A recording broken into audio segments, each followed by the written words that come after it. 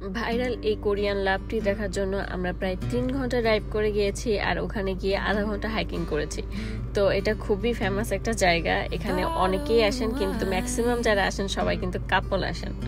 তো ফ্যামিলি নিয়ে অনেকেই যায় বাচ্চা কাচ্চা নিয়ে সেখানে ঘুরতে। তো আমরা সেখানে গিয়েছিলাম এই জায়গাটা সেদিন দেখার জন্য। এটার আরেকটা বিশেষত্ব হচ্ছে এখান থেকে খুব সুন্দর সানসেট দেখা যায়। সানসেটের টাইমে যাওয়ার চেষ্টা করবেন, তাহলে সময়টা আরো সুন্দর এনজয় করতে পারবেন।